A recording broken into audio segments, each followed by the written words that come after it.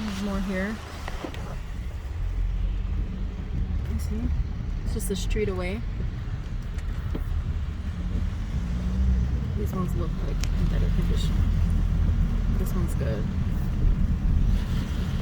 This might not be the same group, but it's right near the Rona here. Actually, is it a Rona or Home Depot? It's a Home Depot. Yeah.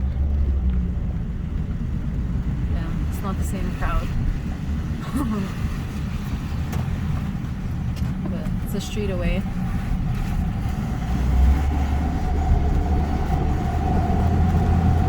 This is the SkyTrain.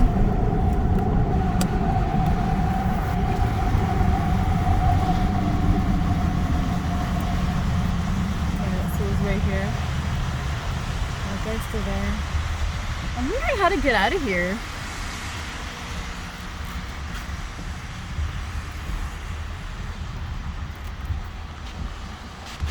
But anyway, I asked him if he was part of the group that they kicked out on Hastings Street just recently. It was all over the news. He said no. So he's like, he's not part of that group. I just spent like half an hour talking to him. I gave him some food that I had in my car. Yeah, like when I asked them if they want food, why is it blurry? If I ask them if they want food and they say yes, then I know they don't just want money for drugs. And like, yeah, I gave him some like blackberry jam that I made like in the summer. He's like, oh, that's my favorite. So happy. And then like he was all wet, and he's like, it was getting cold because we were talking in this like rain for like half an hour. And yeah, he's coming back for his bike. He had like crutches on there and like pieces of metal. He's just like lugging it around. And I asked him, why is he like carrying around all this metal junk? It's like, oh, like, yeah, so he's like, oh, it's to hold up my tarp. And yeah, I'm like, well, can you resell that metal stuff at a scrapyard? He's like, no, it's just like to hold up my tarp. Anyway, he is a drug user, and he seems like a really nice person. And yeah, just I think maybe a little like sensitive, because he said like he got into drugs because of like a heartbreak and because of pain in his foot. So I asked him like what kind of drugs, and he said it's something like speed, but it takes away, it's like a painkiller, takes away the pain, the physical pain. So yeah, that's his story. And I asked him like if he would go to rehab, and he's like, oh, I went to rehab like when I was a minor.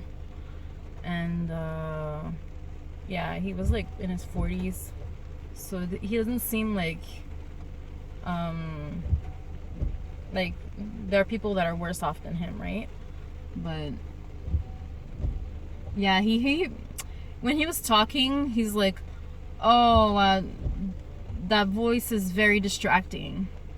I'm like, what voice? And he's like, oh, you didn't hear them say no? You didn't hear a voice say no? I'm like, no, there's nobody around, just me and you. And like the SkyTrain was passing, and then he's like, oh, that SkyTrain noise is very annoying. And then yeah, I think he heard like voices saying no. It might be the side effects of the drugs, but who knows. But anyway, like I guess the point of the story is that, like, there should be like places for them to sleep, and yeah, I mean, I don't know. They're just like here in campers and trailers. I guess it's better than being in a tent. He said he was in a tent before, and then somebody stole his stuff, and he has to start over now. Stole his jacket. But yeah, nice person, honestly, nice person. So I saw a lot of people walking down the street here, and a lot of them look like drug users. So I asked him, like, why doesn't he go to a homeless shelter? He's like, oh, well, there's no space. And I know that you have to be like sober to get into these places. Well, in Montreal you do. Like, they won't make you come in if you're drunk or high or whatever, right? So he's addicted to like a painkiller, and but not one that the doctor gave him.